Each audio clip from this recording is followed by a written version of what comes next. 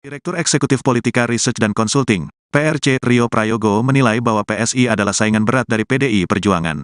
Rio menyebut tak mungkin PDIP tak gerah pada sikap Joko Widodo. Rio menjelaskan bahwa ada kemungkinan Ganjar Pranowo tak bisa menservis keinginan Jokowi dan terlalu tunduk pada Megawati. Hal ini yang membuat Jokowi mengambil sikap atas masuknya Kaesang jadi ketua umum partai. Putra bungsu Presiden Joko Widodo, Kaesang Pangarep, ditetapkan sebagai Ketua Umum Partai Solidaritas Indonesia, PSI, periode tahun 2023 sampai tahun 2028 pada Senin, tanggal 25 September tahun 2023.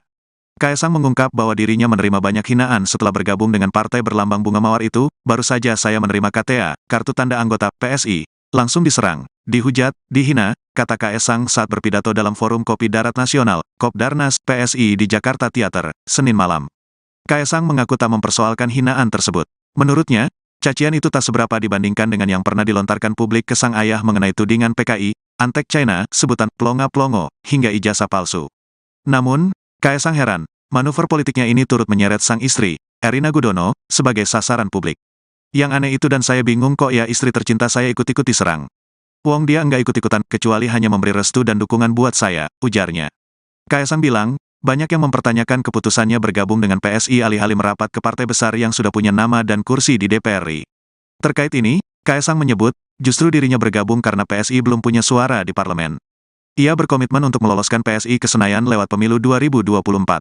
Saya ingin berjuang bersama kawan-kawan semua di sini agar di 2024 PSI jadi partai besar dan di 2024 PSI akan ada di DPR RI, katanya disambut riuh tepuk tangan kader dan simpatisan PSI yang hadir. Kaesang mengaku jatuh cinta pada PSI, partai yang menurutnya punya idealisme dan integritas kokoh dalam perjuangan politik anak muda. PSI juga ia anggap sebagai partai yang penuh gagasan brilian. Meski demikian, Kaesang sadar bahwa jalan yang ia tempuh tidak mudah. Namun, adik kandung Gibran Rakabuming Raka itu telah memilih jalan politik bersama PSI. Kaesang berjanji bakal ikut berjuang menghapus pesimisme dan sinisme anak muda terhadap politik. Ia ingin membangun optimisme bahwa politik bisa dijalankan dengan penuh integritas. Ketua Umum PSI itu juga mengatakan, politik yang bersih dan bertujuan demi kebaikan adalah cita-cita bersama. Politik yang mempersatukan dan politik yang didasari rasa hormat harus sama-sama diperjuangkan. Ia berpesan kepada seluruh kader, pengurus, dan simpatisan PSI agar menjalankan politik dengan hati yang bersih dan penuh kegembiraan. Jangan sampai mencela atau menjatuhkan pihak lain, bahkan memecah belah masyarakat. Tujuan politik kita itu kan baik, karena itu kita harus jalankan dengan cara-cara yang baik pula. Kita berpolitik dengan santuy dan santun, tutur Kaesang. Seperti itu berarti PSI adalah saingan PDIP. Nah, putra presiden ini dinobatkan sebagai ketua umum partai saingan dari partai bapaknya. Ganjar yang sudah tidak bisa menservis Jokowi misalnya, lebih takluk kepada Megawati, itu juga mungkin salah satu variabel yang mempengaruhi sikap-sikap Jokowi belakangan ini. Saya yakin dalam waktu dekat ini akan ada sikap PDIP. Kalau PDIP tidak bersikap, justru itu menjadi pertanyaan publik, gitu ya. Oh, kalau buat PSI ini kayak dapat jackpot. Tribunnews on Focus, Tribuners, kembali menjumpai Anda hari ini bersama dengan saya Nila Irda. Hari ini saya akan berbincang dengan Direktur Eksekutif Politika Research dan juga Consulting atau PRC, ada Bang Rio Prayogo di sebelah sana, yang mana hari ini kita akan membahas Tribuners terkait langkah dari putra Presiden Joko Widodo, yaitu Mas Kaesang yang baru saja bergabung dengan PSI dan bahkan saat ini sudah menjabat sebagai Ketua Umum dari Partai Solidaritas Indonesia. Kita sapa terlebih dahulu Bang Rio Prayogo. Bang Rio, apa kabar? Selamat malam, Bang. Bang Rio, sehat ya Bang ya? Alhamdulillah sehat. Beraktivitas tiap hari kita. Terima kasih banyak Bang Rio untuk kesempatannya. Kita berbincang lagi hari ini dengan topik yang sedikit berbeda. Ini kalau kita melihat 3 hari kemarin, ini putra dari Presiden Joko Widodo, ini Mas Kaesang baru saja bergabung dengan PSI, menjauhi partai yang diikuti begitu ya oleh keluarga Presiden Jokowi dan kemudian bergabung dengan PSI. Untuk pengantar awal, Bang Rio melihat situasi ini, Bang Rio seperti apa, Bang? Ya, terima kasih Naila undangannya dan selamat malam Tribuners semuanya.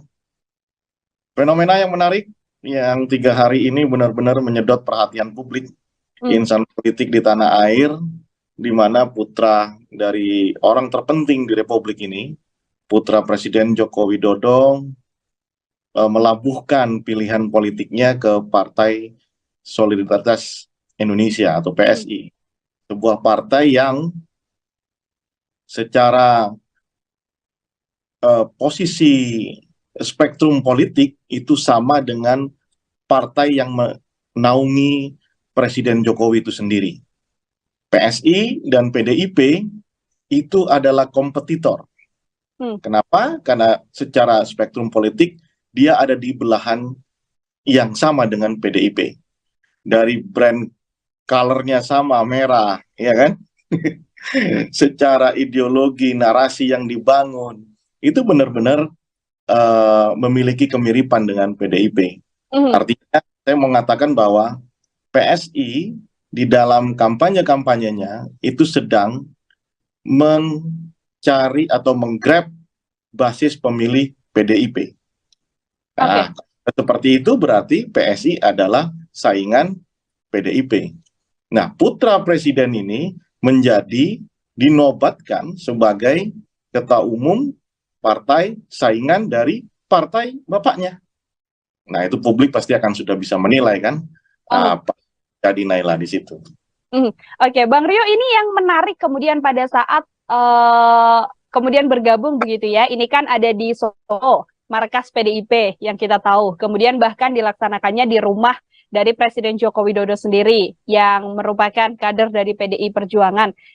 Lalu ketika kemarin deklarasi dan kemudian pernyataan untuk menjadi ketua umum begitu ya, Bang Rio, ini Mas Kaisang juga mengatakan ya saya bisa menjadi ketua umum salah satunya adalah privilege karena saya adalah seorang anak dari Presiden Joko Widodo. Bang Rio melihat ini seperti apa? Apakah ini kemudian bisa dibilang ya cukup mencederai PDI Perjuangan atau seperti apa, Bang?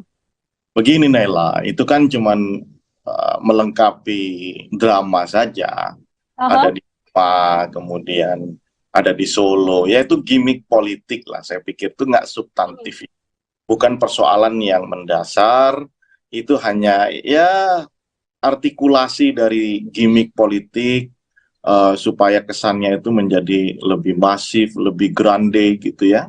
Tetapi yang paling esensial, yang paling substantif adalah anak presiden, di mana presiden ini adalah kader sebuah partai politik paling besar di Republik ini, karirnya juga ditopang oleh partai politik tersebut, mulai dari wali kota, gubernur, sampai jadi presiden 2 periode, merelakan atau melapaskan atau mengizinkan tanda kutip anaknya untuk menjadi ketua umum partai yang menjadi pesaing PDIP itu sendiri.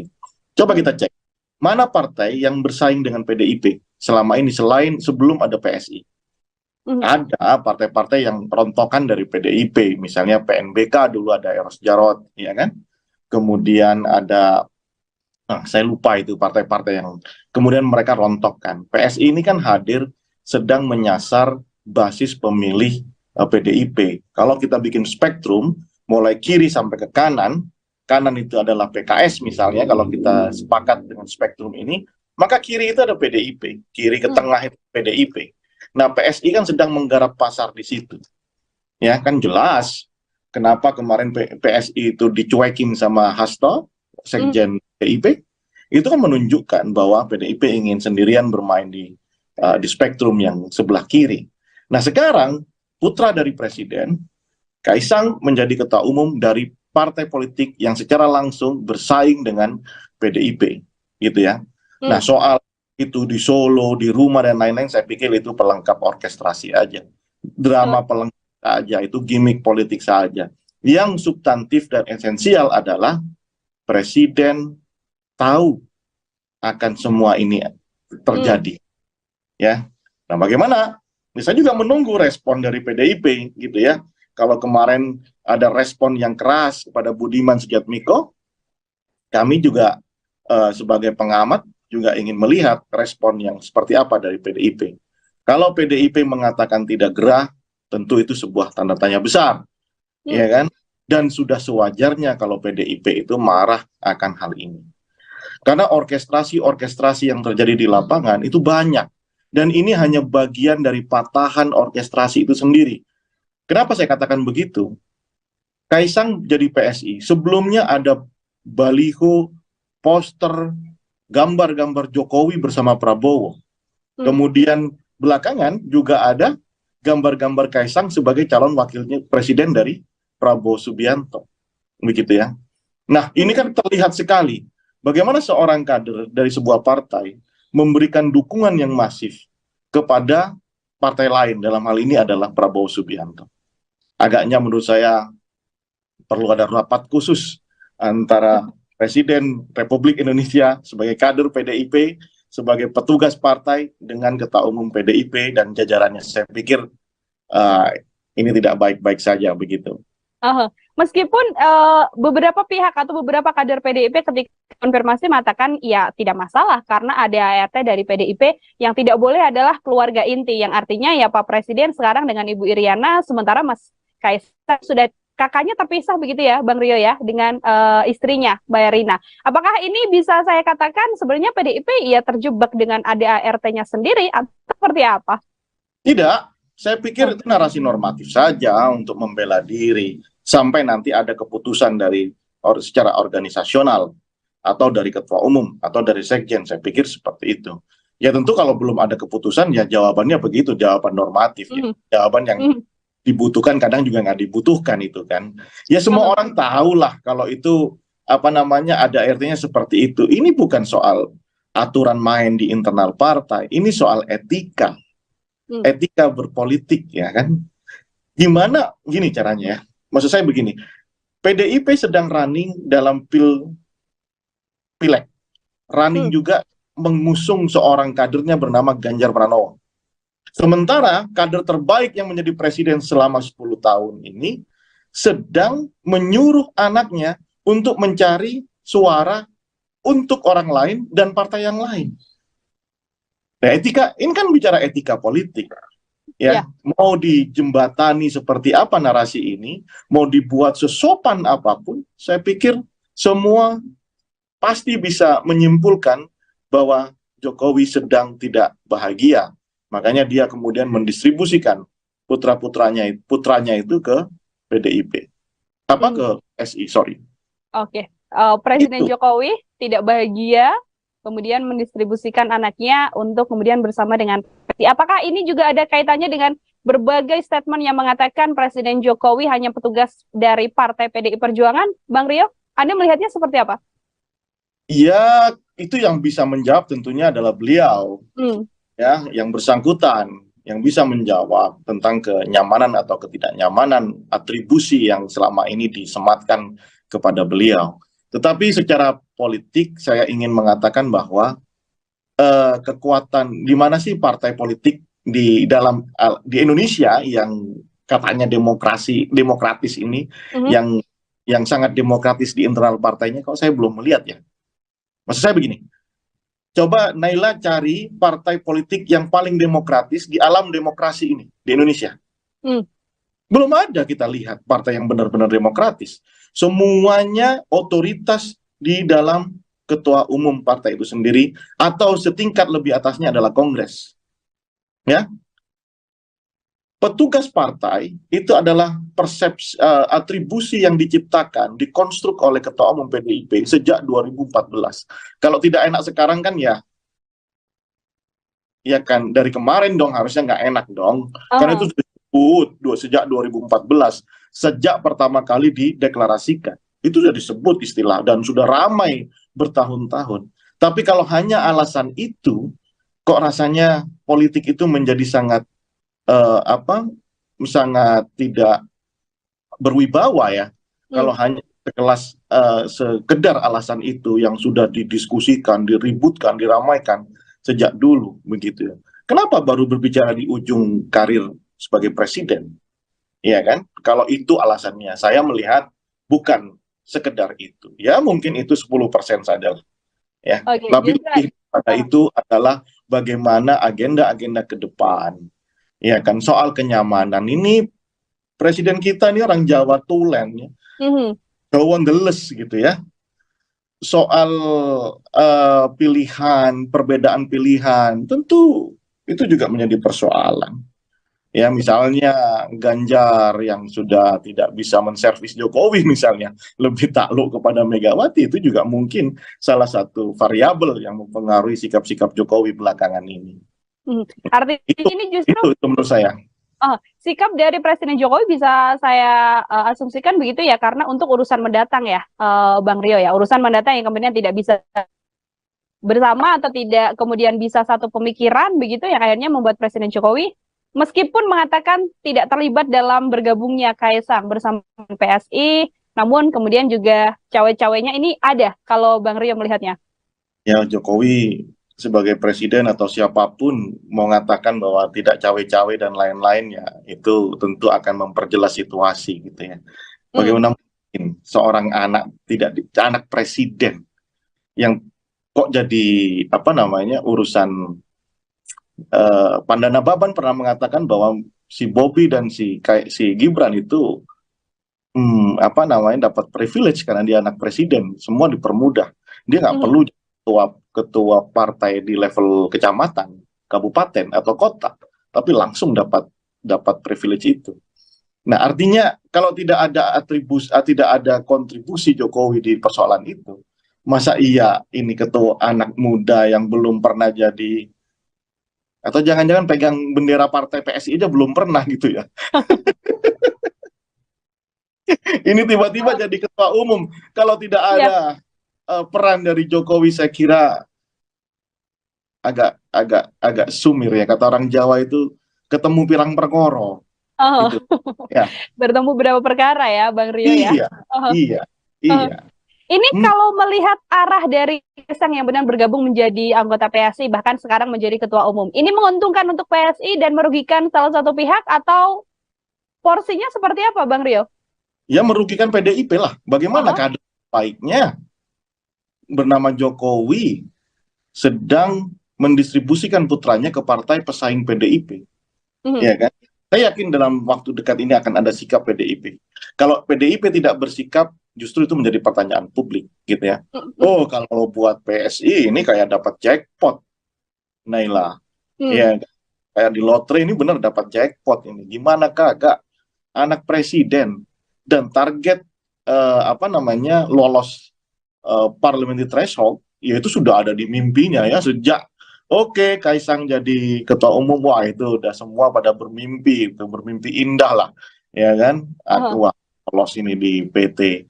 Ya, paling tidak seperti itu, meskipun ya saya sebagai orang yang menjadi pegiat demokrasi melalui lembaga survei dan politik, tidak semudah itu ya. Kinerja caleg itu juga sangat menentukan. Tetapi setidaknya langkah PSI untuk lolos parliamentary threshold itu sudah lebih mapan ketimbang Perindo misalnya, ya, sebagai partai yang belum lolos, atau Hanura yang juga tidak lolos di tahun 2019. Itu jauh lebih energinya jauh lebih masif lah ketimbang partai itu, begitu. Dengan Kaisang sebagai ketua umumnya, anak presiden, coy, ya kan? Itu. Betul. Oke, Bang, nanti saya akan fokus pada bagaimana Presiden Joko Widodo kemudian bisa membiarkan sang anak untuk bergabung dengan PSI. Namun sebelumnya, kalau Bang Rio melihat ini sendiri, apakah kemudian bergabungnya Kaisang dengan PSI ini juga ada kaitannya atau akan berpengaruh pada Pilpres? Ingat beberapa pertemuan PSI juga ikut serta begitu ya, Bang Rio ya, dalam agenda-agenda Pak Prabowo Subianto. Saya tidak bisa memastikan, tapi kemungkinan terbesarnya PSI tentunya adalah buat Prabowo Subianto, karena fakta atau realitas atau peristiwa politiknya terlihat PSI selama ini kan bergabung di setiap acara-acaranya Prabowo Subianto, begitu ya. Betul. Tapi seperti yang kita diskusikan belakangan terakhir, ya tidak ada yang tidak mungkin dalam politik, ya, begitu. Ya bisa jadi nanti belakangan Jokowi benar-benar ingin ingin ya, kalau ada peristiwa politik yang mengganggu lagi, akhirnya balik kandang mendukung Ganjar, ya PSI juga bisa diarahkan untuk Ganjar Pranowo. Ya, karena memang gini lah, menurut saya adalah Jokowi ingin memberikan beban kepada PDIP, ya terutama kepada Ketua Umum Megawati, bahwa ya Jokowi harus dihitung juga dalam setiap pengambilan keputusan. Saya pikir ini soal diplomasi, soal negosiasi, begitu ya. Jokowi pengen diberi kesempatan.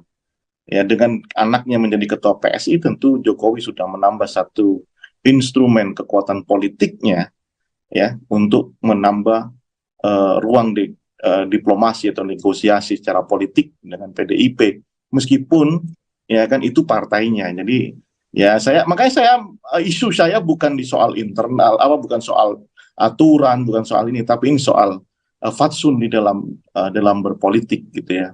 Gagal sebuah kader kalau gagal mengajak anaknya menjadi kader partai tersebut. Itu indoktrinasi paling dasar di dalam partai politik itu. Iya kan? Nggak mungkin anaknya Megawati itu coba si Puan, Prananda, semua jadi kader PDIP. Iya kan? Iya. Ini kan gimana orang mau ngajak pemilih partai, memilih orang lain mau ngajak memilih PDIP, anaknya sendiri jadi ketua umum partai orang lain. Dan ini fenomena terjadi di banyak tempat gitu ya. Akibat itu tadi ya, ruang negosiasi di dalam politik terlalu longgar.